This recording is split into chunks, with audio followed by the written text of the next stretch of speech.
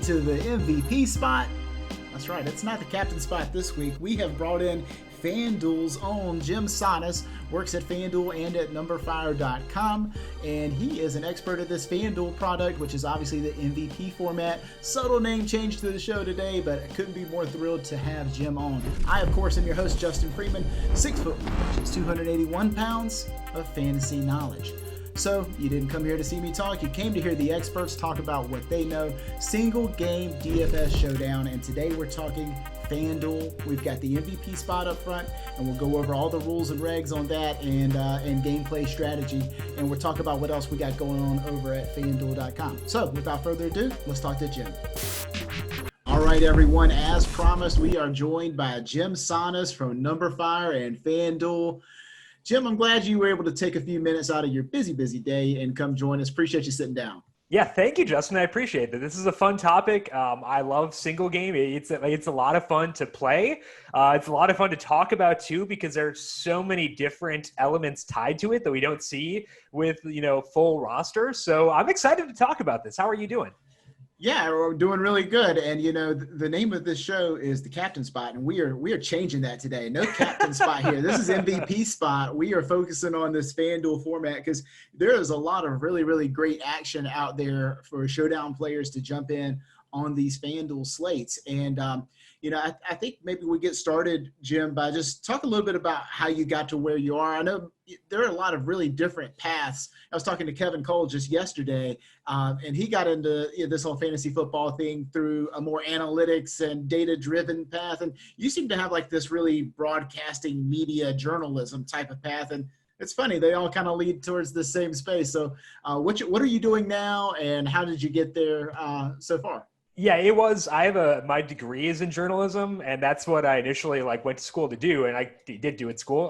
But I had always wanted to be a play-by-play broadcaster, and I had read, because I obsessed about this since I was 10 probably or something like that. I wanted to be a play-by-play broadcaster, and I read that to do that, you had to get a degree in broadcast journalism. So I did research on which schools did broadcast journalism well and stuff like that, and basically decided where I wanted to go to school in 8th grade, and just went with that effectively. So I was on the 8th grade school decision train too. I was a diehard Duke basketball fan. Okay. I don't have a basketball bone anywhere in my body, but I love Duke basketball. And then I found out this is actually an elite school. I need to actually be really smart to get in. So I was busting my tail to get in. So I can feel you on living out that childhood dream. Well, see, mine was weird because it was an 8th grade technology class, and our assignment was to do some research on colleges. And so I just searched best broadcast journalism schools, and the top 2 were Northwestern and Syracuse. Yeah. And my uncle lived near Northwestern and said he'd give me free laundry if I went there. So I was like, cool, I guess I'll go to Northwestern. But now I live in Syracuse. So it's kind of weird the way that worked out, even though that was, I guess, choice number 2 of my 8th grade version of myself. But it worked out pretty well. But yeah, I did journalism stuff. I hate reporting with a it's a pretty big passion to hate reporting, just because it's so much pressure to be on those types of deadlines and get people to talk to you and all that. And I hate awkward situations. So I knew reporting wasn't for me. I did do play-by-play for a year after college, and a lot in college too. But it's not really a super sustainable lifestyle if you want to have a family, and I do. So I realized that was tough. Also, my now wife got a job in Boston, and I'm not going to get a radio job in Boston a year out of college. Yeah. So that kind of influenced the decision to move towards fantasy. numberFire just gotten purchased by FanDuel, so they had an opening for a full-time job. So literally the last day at the radio station, I got a call from JJ Zacharyson to offer this job that I have now. So the timing could not have been any better. So I got very lucky and just wound up here. And now I do a lot of broadcast stuff. So honestly, like I said, I don't think the timing and the luck aspect of this could have worked out any better than it did. Yeah, that worked out pretty slickly. I don't know how you timed it up that way, but that's just the way life goes. You never know exactly what's happened. Leave yourself open to these types of things. That's great. I imagine the play-by-play that you started with was probably not a major league franchise. It was bad. I'll say that. So I worked. So we did a lot of student radio broadcasts for the college, and then I did summer collegiate baseball league games for the Wisconsin Woodchucks in Wausau, Wisconsin. I did that for 3 summers. So just a basically, powerhouse on the collegiate baseball tour. I mean, they were pretty good in 2012. I think they set the team record, at least, for wins in a season. If any of you baseball fans, J.D. Davis, who's with the Mets, was on that team. So really fun team. He was actually a good pitcher he had like a 95-mile-per-hour fastball and a sick curveball. I haven't seen that in the majors, but maybe we'll get him to. What's crazy, like every major league outfielder or third baseman was also just a dominant pitcher growing up. Right. Matt Chapman, if Matt Chapman of the A's wanted to pitch, I think he threw 95 as well. And I think he did pitch for Team USA one summer and just threw heat. But it's he's this amazing, he's a shortstop at the time. He's an amazing shortstop, let him hit. And now he just hits dingers all the time and plays the best defensive third base in all of baseball. That's pretty awesome. Yeah. So, and then tell us a little bit about what you're doing exactly with numberFire. And obviously you and I crossed paths at numberFire there for a little while. And so I got to know you a little bit there. So this is be a little bit of repeat for me, but for everybody who doesn't know, what exactly are you doing? Yeah, so I do a lot of podcast stuff.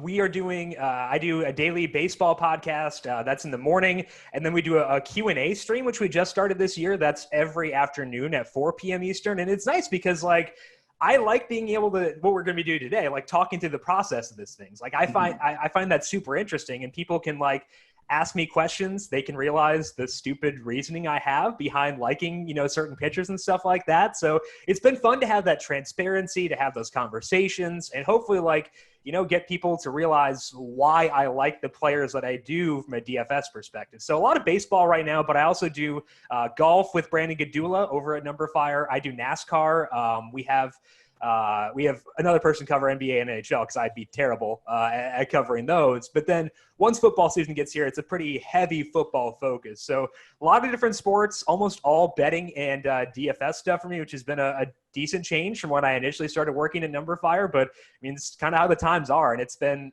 a lot more fun for me because I would much prefer DFS and betting over season long stuff at this point in my life. Yeah, for sure. Are you in a legal state there? Is New York a legal sports betting state? So yes, you have to go to the casinos, which is not ideal in a pandemic.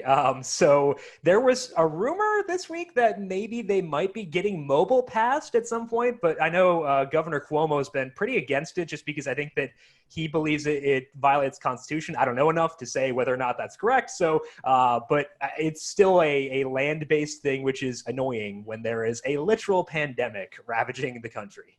Yeah, for sure. And I'm in North Carolina, and we do not have legalized sports wagering yet. I believe they are planning on opening a sports book in the Cherokee casinos in the western part of the state, but still no plans for mobile or anything like that anytime in the near future. So I was in Illinois I'm on the outside looking month. in. Yeah, I was in Illinois last month, and it was so luxurious to be sitting at a table watching a NASCAR race and be okay, I don't have any Eric Jones. Let's add some Eric Jones here, stuff like that. That was a lot of fun. So I'm hoping that let's go New York. Let's pull through on this because I don't mind making the weekly trip or whatever, but if you can make it easier on me, I'm all game. Let's do it. I think lobbyists are the scum of the earth, but I will lobby to get to get legalized sports betting in my state. You just let me walk to the Capitol building. I'll be there, and I'll make it easy on us. Let us give you our tax revenue. Exactly. I'm willing to give you money. You should accept my money.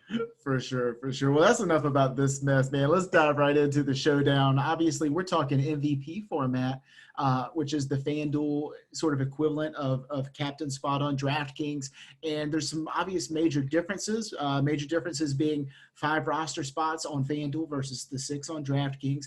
And the MVP spot, which also is a 1.5 times multiplier, costs you no additional salary, which means that it's a different decision-making process. So if you do have experience playing on one side over the other, it does take a little bit of shifting gears to be able to adjust to that sort of thing. And I think that's been running for 2 years now on FanDuel. And so we're getting a little bit of historical slate information. And that's one thing I've been diving into this summer is just trying to understand okay, so how are the slates priced? What type of salary range typically wins? What spots in the captain or in the MVP spot are going to come out on top? So I think that's really interesting. But what's really got my interest peaked is these in-game contests, these Yeah. in-game MVP contests where you can take the second half or the fourth quarter of a game because in my personal opinion, the action there is a little bit weaker. Like I say, sometimes it's like, you've already your first lineup for the night's already dead. You didn't have the guy who scored the touchdown, so you're going over to the second half lobby on your phone. You may have had a drink or two. It's up to you. And so, you're not taking too much thought. You're not taking it too terribly serious, and you just put a lineup in. And it's a lot of fun. And raise hand, I've been that guy for the past year or two, so I understand that completely. But why don't you talk to us about that in-game single game DFS and that format and because I've really enjoyed the volume that all this allows you to get down over the course of a week or in the course of a season. Yeah, and the good thing with the second half and the fourth quarter stuff is the biggest thing with single game is you have to correctly guess the way the game is going to play out. But when you're playing a second half lineup, you already know what the game flow is going to look like. And it's true that everyone else in that contest also knows what the game flow is going to look like, but what percentage of those rosters were filled out at a point suboptimally? Like how many people are going back in there and editing their lineups after the fact? That number is not 100%. I can guarantee you of that. Like not everybody is accounting for the game flow and accounting for how things have happened. So you are getting yourself a nice edge by joining the second half contest. And like I said, you're not guessing about what the game flow is. You already know the way things are going to play out and which teams will be passing, which teams are running and stuff like that. So there are a lot of advantages. I think that the mindset should always be try to find places where lineups are going to be suboptimal. And there are a lot more ways to be suboptimal in a second half lineup versus a full game lineup for sure. Yeah, for sure. I mean, a lot of it's like really straightforward and obvious. Like if the team's up 3 touchdowns, you probably don't want a whole lot of exposure to their passing game and this sort of thing. And, another thing to think about is like, obviously this is a single game DFS is like the most volatile thing on the earth. Second half and fourth quarter, even more volatile. Like it's just pours gasoline on the whole thing. Like if you think a defensive touchdown breaks the slate on a 4-quarter slate, then imagine it on 2 quarters and how much of a difference that makes. So, I find it all really interesting. I think it's great that it sort of fits with the like weekly rhythm of sweating. Like, you spend all, or at least as a DFS player, like I'm spending all my time focusing on the Sunday main slate, the 1 o'clock and 4 o'clock games, and trying to make sure I have every angle covered. I've considered every possible option, but we've got the Island game on Thursday, and that's just its own little bastion of glory, and we get to play that. And then there's the Sunday night game, and that's nice little like refresh after either a good or bad day on DFS on the main slate, and then you get the Monday night game. So it's like it fits well within the rhythm of the week. Have you found yourself like getting a lot of volume down on the showdowns on single game slates? Yeah, single game, yes. I have not played as much with the second half stuff. And I know that like I was talking about how it's like more optimal to do so because there are a lot more dead lineups. But like the way that my brain works is it shuts off after kickoff. So I don't want to fill out lineups after my brain is shut off because I just want to sit back and like enjoy the game for a bit and, kind of decompress because that hour before lock, whether it's for a main slate or for a single game slate, like my brain hurts a lot. And so like, it's kind of like this mental release and I want to keep those good endorphins going. So that's why I tend to skew towards more towards the full game. Again, it's not the most optimal approach, but like, it's just the way that my brain works. So that's been nice. And it is nice because like, even outside of like, if we're thinking this from like an expected value perspective, it's fun to be able to have lineups you are rooting for every single game that you watch. So like just that aspect of it alone is super appealing to me. And like, if I have to analyze the Thursday game for other stuff anyway, if I'm going to analyze it, I at least want to have a way to benefit from, the analysis I've done for myself. I don't want to do, just worthless analysis for myself. I want to be able to benefit from it too. So it's nice. I just like the fun aspect of it, being able to sit down, have that sweat, have additional things to root for. It makes every game that much more fun to enjoy. And you talk about that lineup lock, deadline, crunch time, brain hurt. Like I can so empathize with that, especially like having to update projections and things like this in so many different places. And I can only imagine what 2020 is going to be like with like the late game inactives and that sort of thing, like up to 90 minutes before kickoff. Like you may end up just sort of having to like tear the whole spreadsheet down, throw it in the trash and start over again, which is, not exactly optimal. It'd be nice to have a little bit more heads up, but we shall overcome and we will adjust. I suppose people have overcome more difficult things than that. And the good thing is, like, at least with like the afternoon game for a main slate, like you're looking at those lineups anyway to look for late swap opportunities. So like at least like for a lot of people, it's not going to require additional time investment. Because at least like for me, like, I don't know, this could be different, but like I'm just sitting there and like I'm checking out late swap stuff, finding some dead lineups that I need to just go wild with and stuff like that. Mm-hmm. So at least from that perspective, I will be around, and it won't require a huge deviation from the norm for me in that respect, at least. Yeah, so we already kind of hit on some of the major differences across sites, but so let's focus on this FanDuel side and walk me through your general process. Like the slate's released, you see the pricing on each player, you've got the $60K sitting in front of you, and you're trying to figure out what you're going to spend it on. So walk me through just like, what are you considering? You're looking at Vegas lines? Are you looking at DVP? Are you looking at just trying to create unique matchups? What type of things are we thinking about? Yeah, I actually like, this is potentially not the most optimal way to approach things, but I actively ignore Vegas information because I know that is going to be where the popularity goes. Like if a team is a 10-point favorite, I know that running back is going to be super popular in the MVP slot. And like, I look at it so I can judge what will be popular, but I don't want it to dictate what I am doing individually with my lineups. So I actually kind of try to actively ignore Vegas stuff when I'm setting my individual lineups. What I want to do is take each lineup individually and figure out the way I expect that game to play out. Because in a cash game, you're thinking probabilities. Like there is a 50% probability that the Browns win by a touchdown, 30% they win by less than that, stuff like that. But in reality, the way the game actually plays out will be one way. The Browns aren't going to both win by 7 points and win by 15 points. It's going to be one or another 100% probability. So to me, for each lineup, I want to say, okay, in this specific lineup, I am making the assumption the Browns win by 15 in a high-scoring game. And you want to check a couple different boxes there so you know the way the game plays out. And I'd say, okay, the Browns are going to win by 15. If the Browns win by 15, Nick Chubb should probably be my MVP. I don't like the lack of targets, but whatever. Mm-hmm. We don't actually play this out in reality. But like that's like the mindset is you want to tell yourself which players benefit from that specific game flow under the assumed game flow. And that's why I like tournaments a lot more for single game versus cash games, because my mind is better able to grasp actual outcomes and actual projected outcomes versus probabilistic outcomes. And so that's why I skew a lot more towards tournaments in these single game formats, because I can very easily tell myself it is 100% certain to happen this way in this specific lineup. So to me, that's the first thing that I do is I say, okay, for this lineup, how is this game playing out? And then I fill out the lineup based on that. I will start with the MVP slots, but then go from there. Again, always asking myself, how do these players interact in this specific context? Yeah, I think that makes a lot of sense. And I think sort of fading that Vegas information can be an edge because, so much of tournament play is all about creating leverage for yourself. And if you know that the ownership is going to be concentrated in a certain way, I mean, it only even takes a slight tweak off of what, is going to be sort of the chalky variation of that. But, there's only so many ways that you can put together, the bigger names on the slate. So it's going to take a little bit of uniqueness or, to get weird. And I've heard people say that with single game, the only good lineup is a bad lineup. Like it has to be a lineup nobody else really wants. And that's how you create uniqueness. And I mean, granted, nobody's kicking back a first place prize, even if you chop it with 700 of your friends.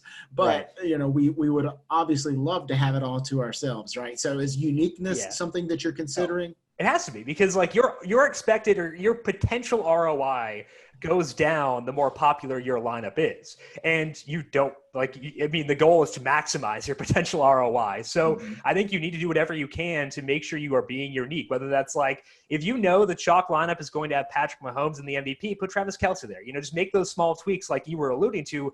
It's that, but it's also leaving salary on the table and potentially like a lot of it, looking back at last year, Brandon Gadula on numberFire's writing a piece about single game data from last year. And he let me take a look at it. So thank you, Brandon. But there were 124 single game slates on FanDuel, and only 7 of those used the full salary cap in the perfect lineup.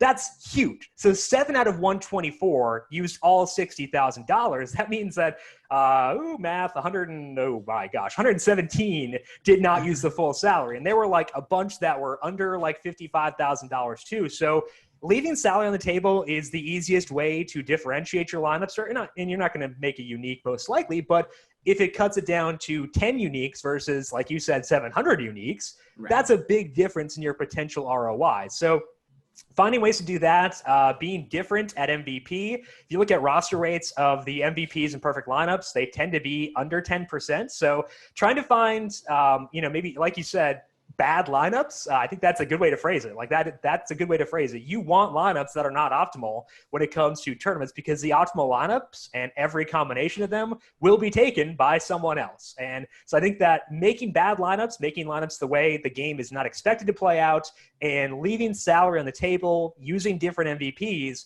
I think those are all things you must do if you want to maximize your expected return. Yeah, I think you absolutely have to. And sometimes it doesn't even take that much, uniqueness to get really, really differentiated. Like, right. I was talking with Brian Jester earlier, and he's a Millionaire Maker winner on Showdown. And, he thinks about it like in terms of, well, if there's enough salary for you to do everything you want to do and add Tyreek Hill into the lineup, or you could also just add Sammy Watkins and leave the money on the table, throw Sammy in there. Now, Sammy is not going to outscore Tyreek more times than not. However, when that does happen, it's not a non-zero. I mean, it's a non-zero opportunity. It's probably actually closer to like 60-40 or 70-30 or something like that. And then when it happens, you are rewarded disproportionately. And that's obviously everything we want to do. And just a point of comparison when we're talking about different MVP options, to compare a little bit the DraftKings and FanDuel product. I did a little bit of research last year. And let's assume the quarterback and the receiver or any pass catcher produces a 100-yard receiving game for that pass catcher. Well, if that happens, if we're operating under that assumption, that happened 200 times last year that there was a 100-yard receiver. It was 73% of the time that pass catcher would outscore his own quarterback on DraftKings. Now on FanDuel, that number is just 47.5%. Wow. So you don't have to skew as heavily towards those pass catchers. And that's going to be a major differentiator as we're talking about what to do across those sites. You can get a little bit more creative. That's a pretty good 50-50 balance, and you can exercise. Now, obviously, I assume, ownership tends to flock around the quarterback in the MVP slot. Is that correct? Yeah, it's about 50%. 50% of the time, people put quarterbacks in their MVP slot. Again, this is based on the data that Brandon has. It's about 50% quarterback there. Yeah, and I think that makes sense. I mean, it kind of creates that stable floor for you, and then you just have to nail the remaining 4 spots in the lineup. But obviously, that's what everybody else is thinking too. So while I'm kind of on that sort of tangent, let's talk about cash games, because it seems like there could potentially be an edge specifically in the MVP format around cash, because, sure, everybody should know that a quarterback makes sense in a cash game to go into the MVP slot. With very few exceptions, I would say. You just probably want to be picking one of those 2 quarterbacks and throwing them in there just to secure that floor with a 1.5 times multiplier. It costs you no additional money as opposed to the other sites. So, but even though everybody should know that, it doesn't mean necessarily everybody's playing that way or playing optimally. So by just sort of nailing that and just being consistent and doing the right thing time after time, do you believe that cash can be viable in a format as crazy as single game? Yeah, I think it can, because you can play things pretty straight up. And this is an area where if your strength is understanding probabilities, then I think cash games for single game are tremendous for you, because if you understand the median projected outcome, you're going to fill out good lineups in general, going to fill out, above average lineups. That's what you want for a cash game. For my brain specifically, like I said, I tend to skew more towards going away from what is most probable versus, what I expect to happen in a specific scenario, which is why I tend to skew towards tournaments. But if you have a really good grasp on probabilities and median outcomes, cash games can be in roster construction, especially. I think that's the biggest thing for cash games. If you have a good grasp on that, then you can be very profitable playing those for single game lineups. So I think the key is kind of knowing what your strength is. And for me, I know that my strength is not understanding, what is most probabilistic. It is understanding what will happen given a certain scenario, which is why I go towards tournaments. But there are people who are watching this right now who have a better grasp on what is most probabilistic. And in those scenarios, when you know roles, ways to find undervalued players, you understand roster construction and the way things mesh together, you could kill cash games. So I think that a lot of people watching this may be better suited for cash games than tournaments. For me personally, though, just because of the way that my brain works, and I think like my strength is being able to know what will happen in certain scenarios, or hopefully being able to know those things. That's why I prefer tournaments. But if you know that if you can nail that probabilistic stuff, you could do really, really well for yourself. Yeah, I have this tendency to believe that everybody processes information the same way I do. So, of course, I know to put the quarterback in the MVP slot. Why wouldn't everybody else be doing the same thing? It would make sense. But the problem is not everybody is approaching things the same way. So if you feel like you have an edge, granted, all hell's going to break loose as soon as that ball is snapped. And we don't know how this outcome is going to work out. But over the course of several slates, I think you can realize ROI in cash.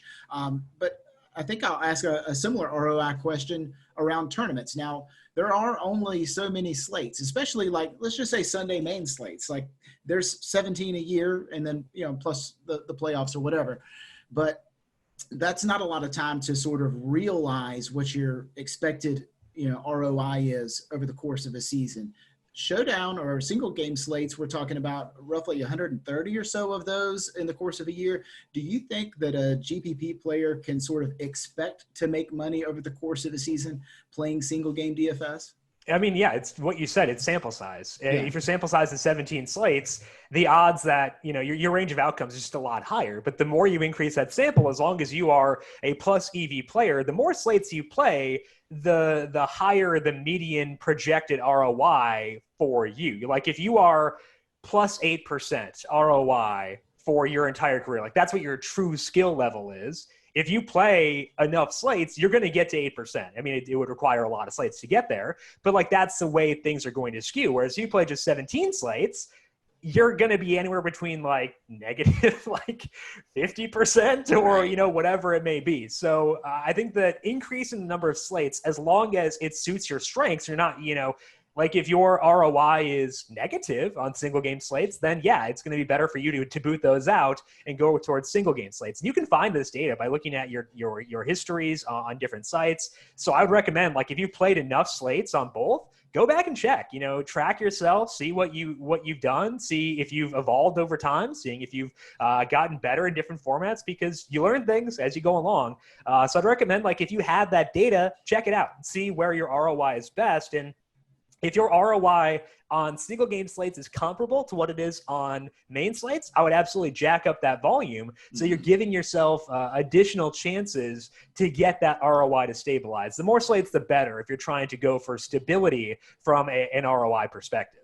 Yeah, and especially if you're doing sort of MME type builds. Now, I don't know, do you have experience doing 150 maxes? Is that your bread and butter, or are you doing more, single entry type stuff? I hate optimizers. That's like, it's something that like I have used and do use. I do not like to use them that much because I like to have the control. So 150 is not my optimal. Like my preferred contest type, if I could get a 25 max contest at like my buy-in level for every single slate, that would be perfect for me because it's small enough where I can build every lineup by hand and not take up 16 hours to do so. And I can still, allow myself enough routes, enough combinations within those 25 lineups to cover all my bases. So like for me, the optimal contest type is 25. I have done 150. Like I had to do a bunch for NASCAR this year, given the contest offerings that they had. It was not that fun. I'm not a huge fan because again, optimizers, I get they're very helpful and they're good. They're just not for me all the time. So I try to skew more towards like 25 max when I can. Yeah, I think that makes a lot of sense. And I think 150 can be overwhelming. And I know everybody who talks about how to build a 150 lineup set would say review every lineup, make sure you're looking through it. Does this lineup make sense together? Does this one make sense? Does it meet all the criteria you want? Yep. Do you have too much correlation between, like, you have these same two pairs, in every lineup until you get to lineup number 50, and then you don't have any of them anymore, or something like that.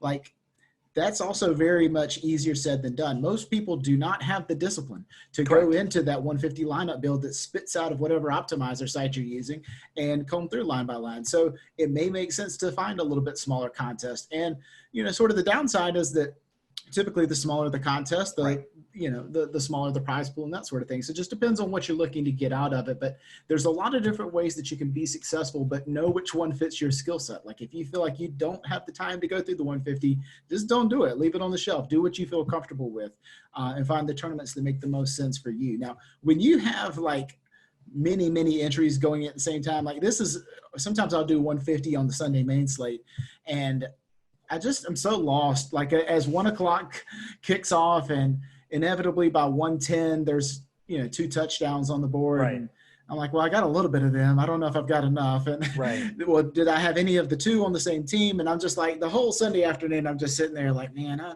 don't even know if I'm in good spot or not. I mean, like what you said too, do I have them together? That's why I like building my lineups by hand, because I can dictate those combinations, and I can dictate, okay, if I have 15 game stacks of Steelers versus Chiefs, I want to make sure I have Dalvin Cook or whoever it may be in 8 of those 15. And I want that control. I want to dictate my exposure within individual lineup pairings. And I think that's key for a single game too, because I want to make sure that I have Patrick Mahomes paired with XYZ certain number of times. So that's why I like to build by hand, because combinations are so important. It's important for like NASCAR and other stuff as well. But like, when the interactions are the way that they are and things are so independent of each other, I want to make sure I am getting those combinations that I want to have together. Yeah, and for people who don't maybe necessarily know the nuts and bolts on how optimizers work, they're going to give you each lineup combination in descending order of projected fantasy points. And so that means that quite frequently you'll see sort of the best values emerge at the very top, and those best values are all jammed in together. And then once you sort of meet that exposure deadline for each one of those players, they start dropping off those builds and dropping off those builds. So yeah, in that example where, Dalvin Cook's going to be super chalk and Patrick Mahomes is going to be super chalk, like, you're going to get a lot of Cook Mahomes lineups at the very top, and then very few Cooks and Mahomes lineups towards the bottom with either of them. So you definitely want to make sure. And sometimes you have to rebuild a lineup like in 3 different iterations or something like that to prevent that, if you do want to continue to use an optimizer. Otherwise, doing it by hand is like a tremendous way to make sure that you're meeting those salary constraints, that you're meeting those game script obligations and that sort of thing. So, Jim, talk to me a little bit about projections, because we don't really know what to do with those in single game, because like I said, the ball spiked and the ball snapped and off we go, and they're thrown out the window. And like you said, one specific thing is going to happen here. We're not dealing with a range of outcomes. Range of outcomes is dandy before the ball's kicked, but after that, one thing is going to happen. We're dealing with a very precise, outcome. So what do we do with projections? Do they have any role whatsoever in our building process?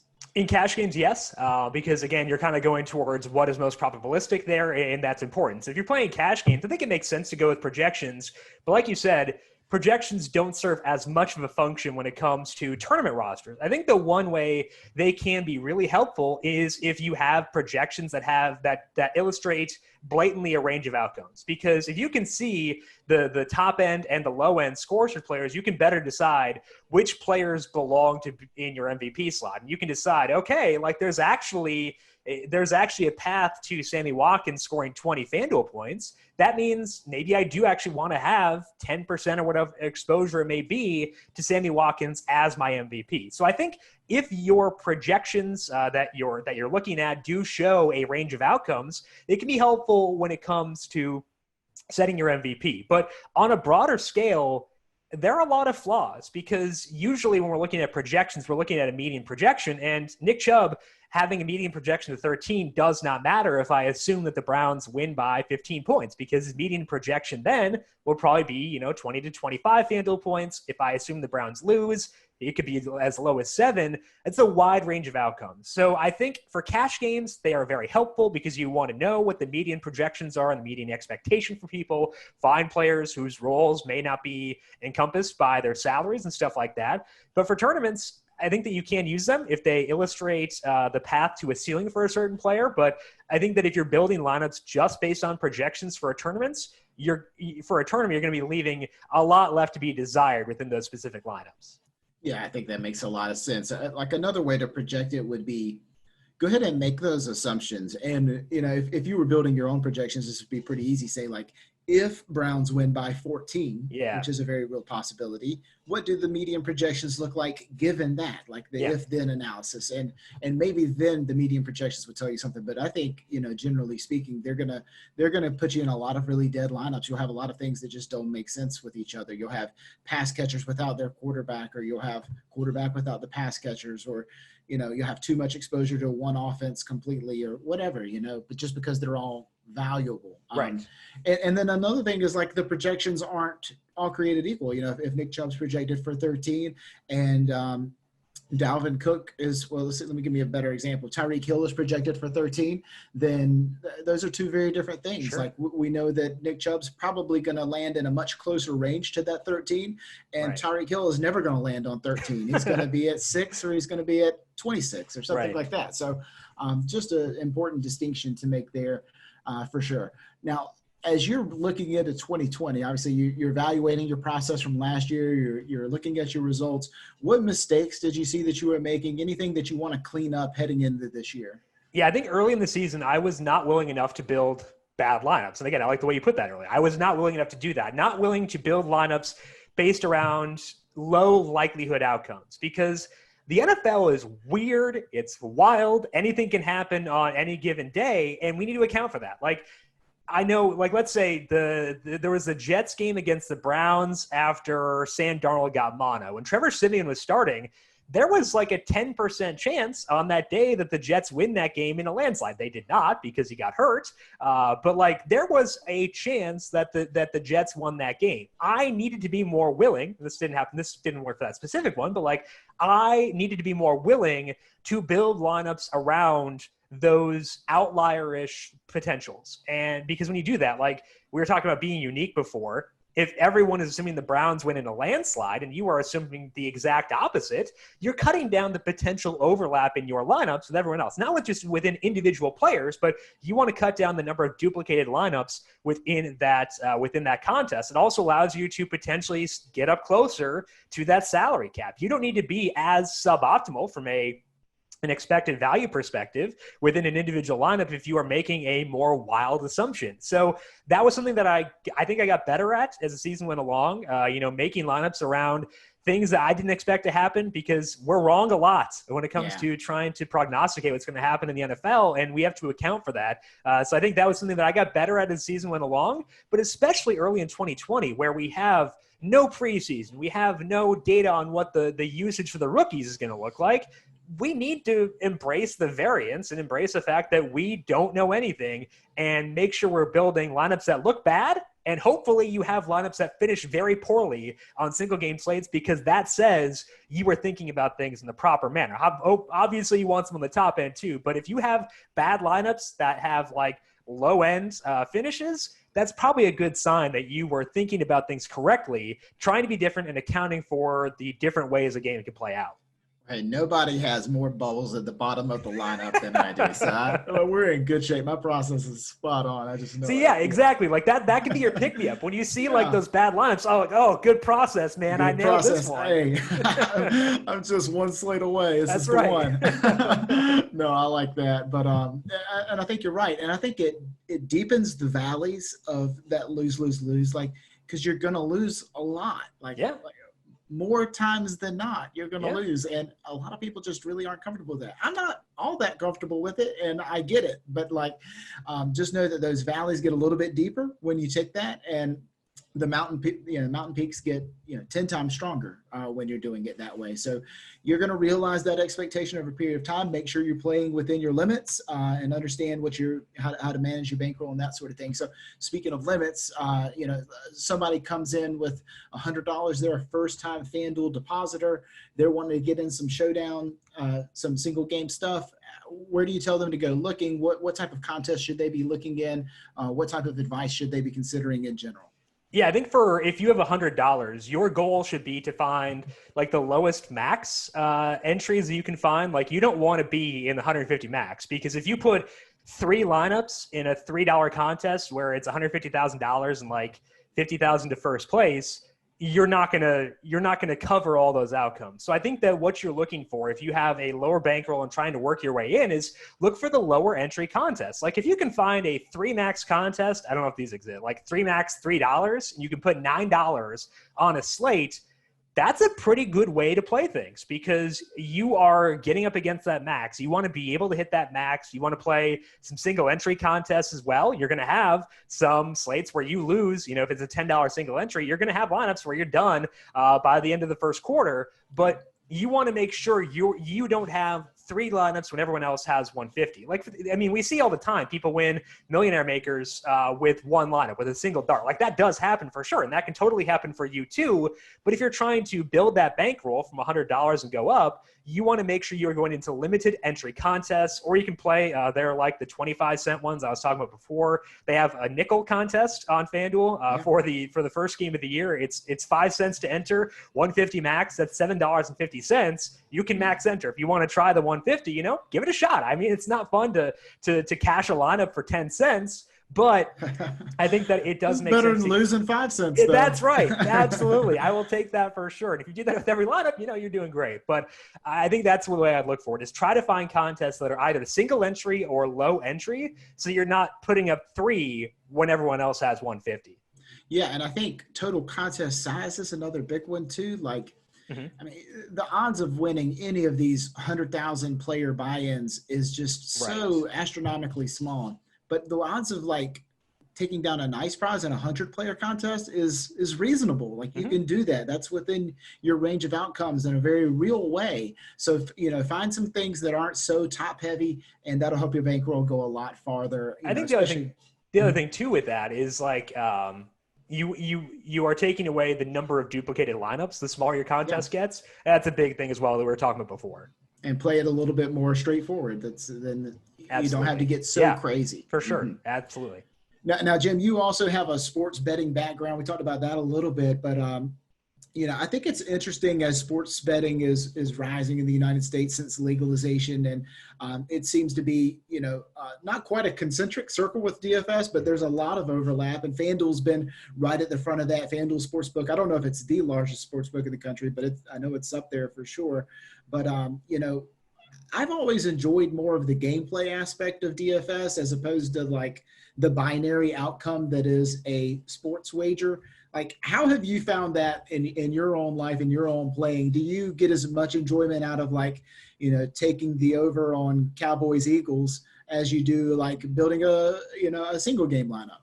It really depends on the sport. Like for golf, golf is basically like DFS is a 6-player make the cut parlay, which is like frightening because I usually can't get 6. So I think for golf, I'd rather bet. And that's the way I'd skew there. For NASCAR, I prefer DFS because I feel like I have a bigger edge in DFS than I do in betting, because I'm working against, the population versus working against the sports book. And I think that I can hit 5 drivers. I know the roster construction that goes into NASCAR. So NASCAR, I prefer to skew towards DFS.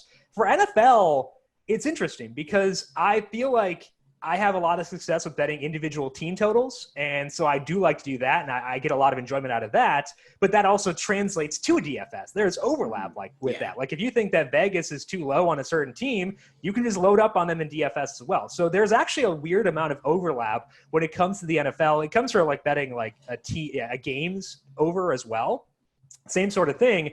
So the overlap between them when it comes to the NFL is awesome. For college football, I can't play college football DFS because I'm in New York, and it's mind-boggling, and I love it when I'm home on like over Christmas and I can play some bowl slates and stuff like that. So there I kind of have to go towards betting, but I think for the most part I tend to skew towards DFS. But I love the areas in which I can overlap with individual team totals and game totals, and then there are some individual spots where I prefer betting, specifically mostly with golf. Yeah, I think there's only a few spots where I feel like I have any advantage whatsoever. And maybe that's a little bit discouraging in a lot of ways. Like, that in these really efficient markets, the number's just going to get hammered into place. And unless you're a first mover on that, or maybe you catch some late line movement late in the week or something like that, you're going to have a tough time, expecting outcome over a long period of time. But for the casual sports bettor, like, calculating a long-term ROI is not really why we're doing sports betting in the first place. You're doing it as recreational, and I want, I'm a Washington football fan. Remember, I got my DC Defenders, a big DC sports fan.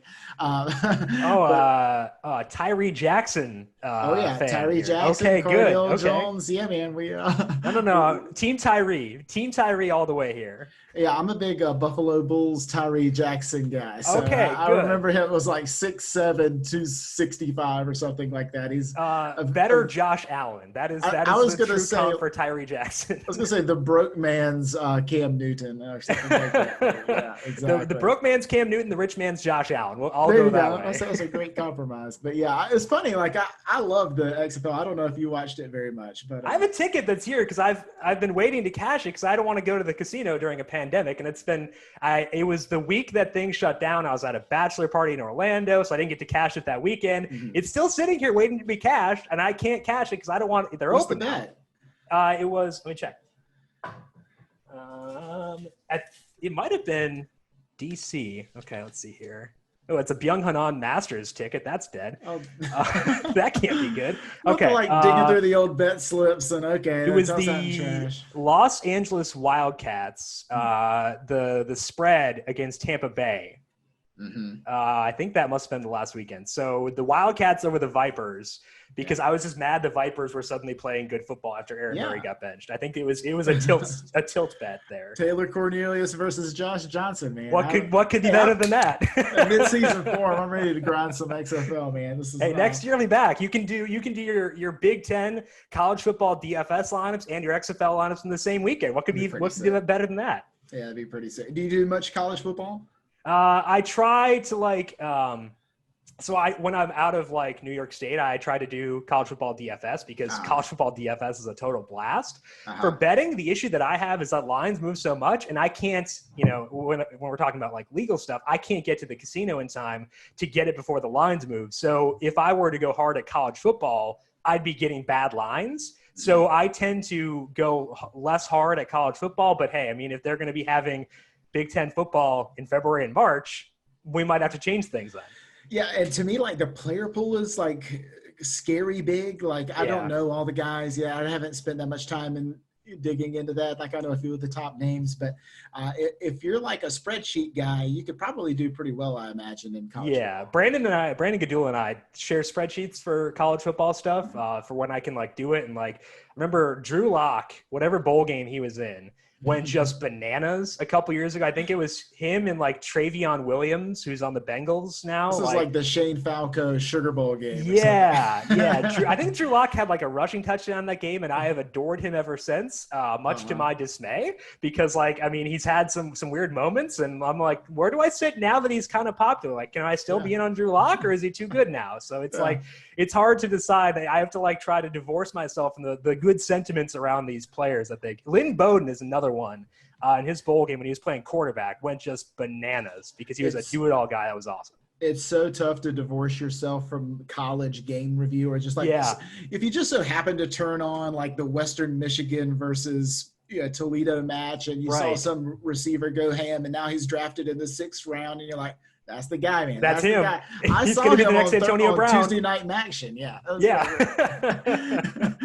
Oh, man, I know that all too well. So, man, what else is going on at FanDuel? What are you up to? Where can we find your stuff? And how can people keep up with you? Yeah, it seems like we're kind of on the verge of getting snake drafts and best ball on FanDuel. Their customer support Twitter handle's been alluding to it, so I'm getting ready for it, and it's getting kind of tight towards the season, so hopefully it's soon. But I'm excited for that because like snake drafts in season for like a week 2 slate, those are so fun because it's so different than the salary cap mentality. You don't worry about value. You get to think about positions in a different way. So I'm really excited to hopefully get some snake draft stuff going. Pretty pumped for that. Best ball, obviously, it's kind of late in the game, so it's, I guess, probably more focused towards next year. But pretty excited to get that snake draft stuff going. I'm pretty pumped for that. But all my stuff is over at numberfire.com. All the DFS podcasts on the numberFire Daily Fantasy Podcast feed. And our sports betting podcast with Ed Fang is called Covering the Spread. So kind of all over the place. But everything's essentially over at numberFire.